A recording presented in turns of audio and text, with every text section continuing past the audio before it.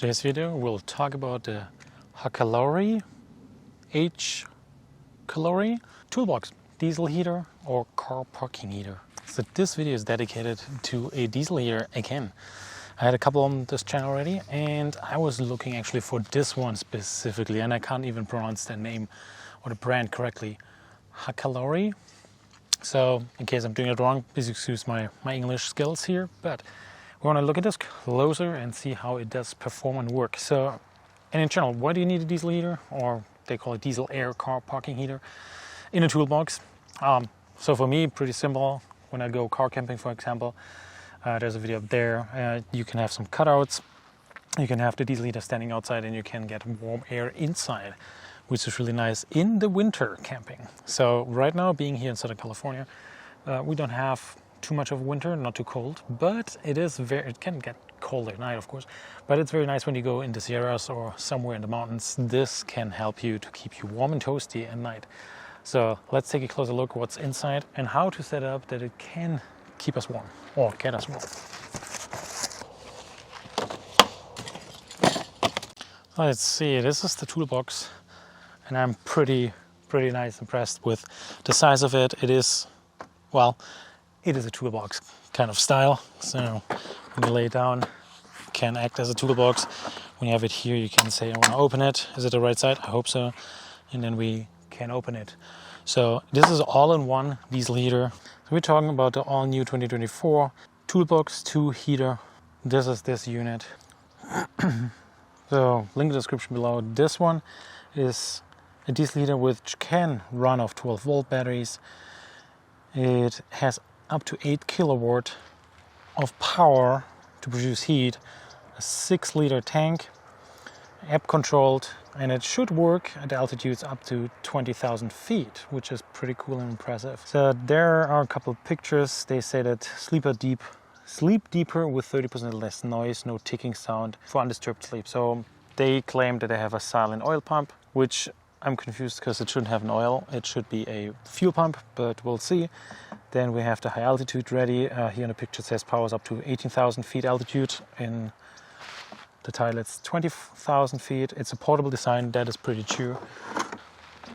So when looking at the bottom toolbox, that's where the diesel heater itself is mounted.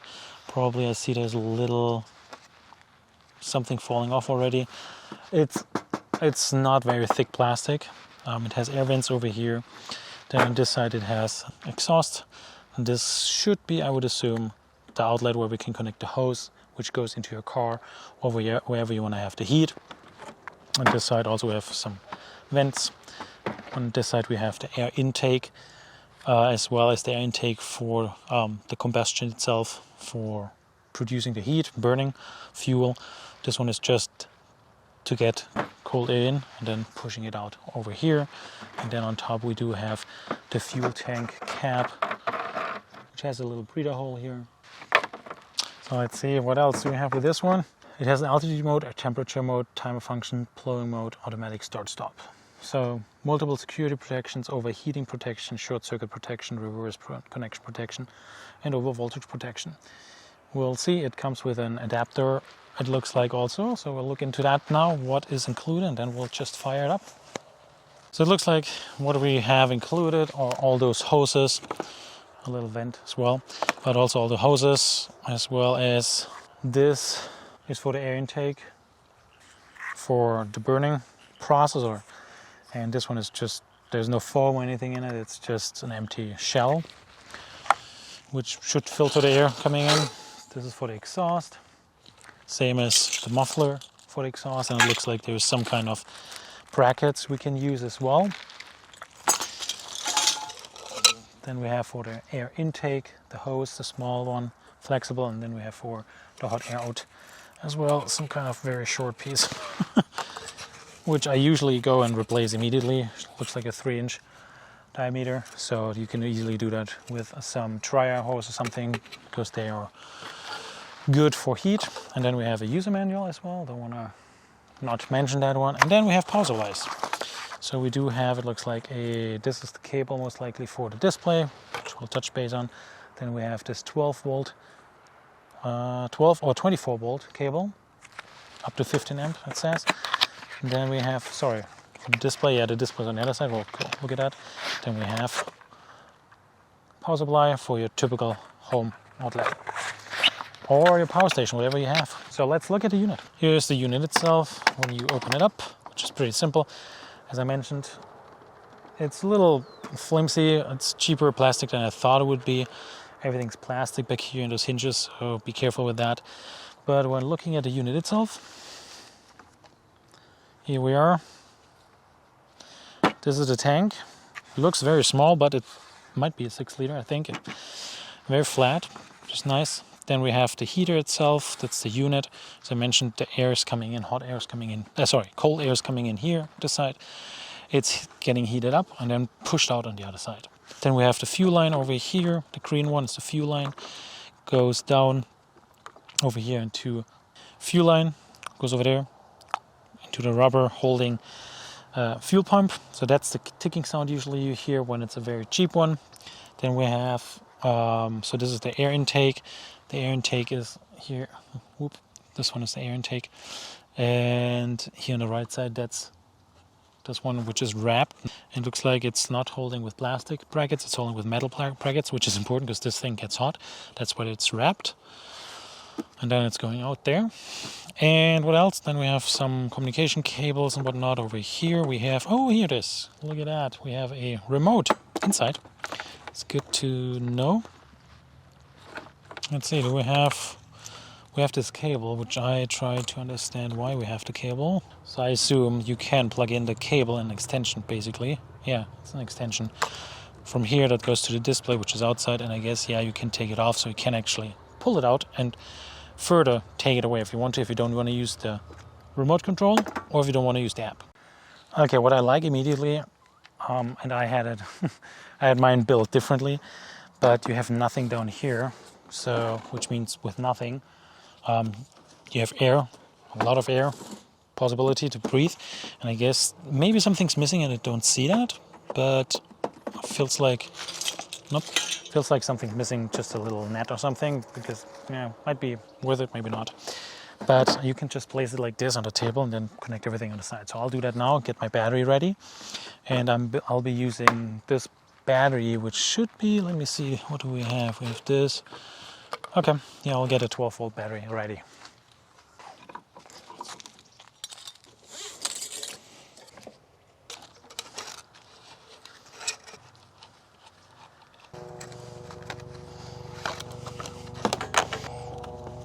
More like that, because I don't want to have them touching. Oh wow, there we go. Alright, then we have this display, my 12-volt cable, and I have already prepared a battery, which will be the GuaiGlong video somewhere up there. I will be able to connect right here with those screw-on terminals, which is pretty handy and easy in that case. Well, let's plug it in and see what happens. One thing we need to do is we need to add some diesel. Very, very important. They might have primed already everything, so if you run it without any diesel in it, you might empty the lines. What I was wondering, and I really was wondering what it is, and I sadly didn't put it on before. They have this little filter, which we should have put in before we poured it in. Just want to make sure this is clean. So something like that. There we go. I should have just have it in there. Well, it is what it is. Hopefully that's still good to go. Alrighty, so now just want to see what's going on, huh? Should be able to get this off here, I believe. Hopefully without destroying it. There we go. Because when you can extend it, that's a pretty cool part about it. Let's get started.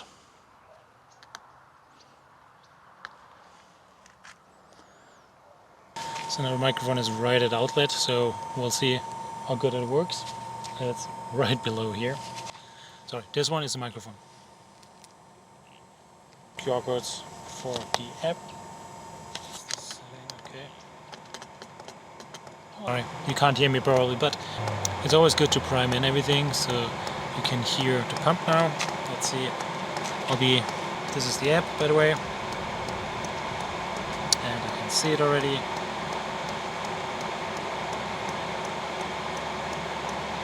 There we go. Pretty cool. Alright. Nice. Ignition gear. Let's see what it does. It tells us the voltage, height, body temperature, ambient temperature. Oh, that's nice. Set temperature, start, stop, different. Oh, that's so nice.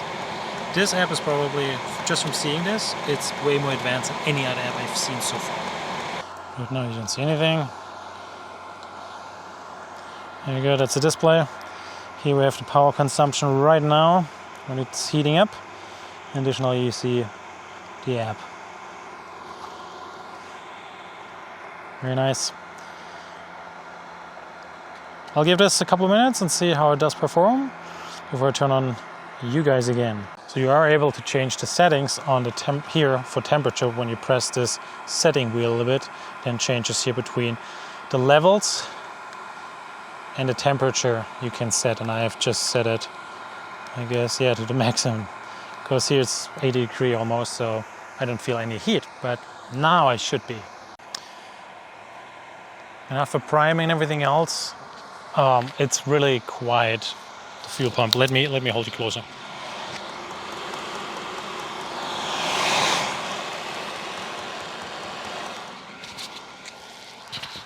It is so much better compared to other diesel heater, for sure. This pump is definitely way better.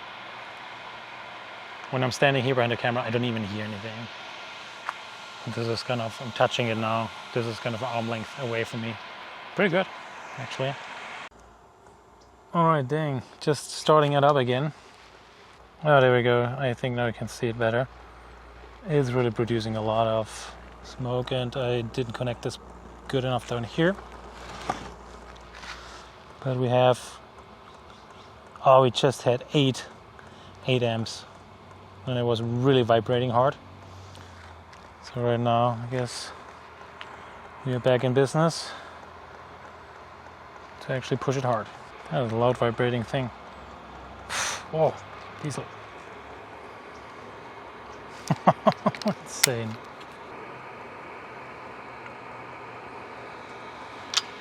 Now we're getting hot temperatures. There we go. That's what I'm talking about. Nice. Actually getting heat. Yeah, that's insane how much it is blowing out at the moment, so it might take a little bit.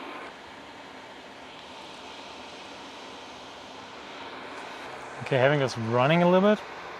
I mean, look at the alu body temperature, 450 Fahrenheit, ambient temperature 82. That should be the outside temperature, I would assume. I didn't see the temperature probe, but we have around 160 degree pushing out on this vent, so this is really, really hot. By the time it gets into your tent, it's of course a little bit colder, but also you can see the exhaust is now a little bit less white, blue, whatever you want to call it. No, white. But it's getting there slowly. I think the burn-in period, that's definitely something you have to consider before you go camping. Just do it at home or somewhere else, and just take 30 minutes at least to run it and just let it basically burn itself in, because that will take some time. But in terms of noise, you can hear it. You definitely can hear it, I feel like. So you don't want to have it right next to your tent, but of course you need to have it close enough so that you don't lose too much heat. That's why a laundry hose will be way better than this short little piece here, to be honest. At least no clicking, which is great. Just, you know, some noise of the fans running. I think it's pretty cool. So I'm curious. I've watched a bunch of other videos about those diesel heaters and whatnot. When it comes to all-in-one diesel heater, I think this is for sure the easiest to carry, the easiest to place, the easiest to connect. When you have a good setup with the exhaust, with all the hose you need to connect, some quick connects I would recommend somehow. This is really good. You can just place it somewhere and that's it. So that beeping was the voltmeter. It's still between 2 and 3 amp is pulling from a 12 volt battery, so that's pretty much the normal. When you push it that hard, and I have it on maximum temperature, maximum exhaust. So you can do it by temperature, and you can do the auto start stop feature, which is pretty great. It looks like you can have some scenes configured in this app. So by far the best, I want to call it still Chinese diesel heater, what I've seen so far, which is really nice and refreshing, especially those all-in-one. But it has cheap plastic housing. It's not the highest quality in my opinion. They could have done a little better job on that. But in general, I do like this unit. Is it better than those cheap aluminum units? Yes. you can definitely not cut yourself so quick. I'm really curious what you guys think about this unit. It's getting better and better now with the exhaust, it looks like as well. So it will take some time. But I have to test this in one of my next camping trips. So I need to modify this hose when I get a little better, probably a stubby hose or something for the air intake. I have to see what I do with the exhaust over there. Most likely putting some wrap around so I can touch it and remove it if needed. It's just easy and nice. So anyways, let me know in the comment section in case you're interested in more about this unit. I think this is actually the only unit I keep because all other units are just after a while I got sick of it and it was a little more difficult to take with me. They needed space underneath, and this one has all the exhaust going out of this on the sides, front and rear. So that's good. If there are any questions, leave in the comment section below. Links in the description as well, and comment. Thanks for watching.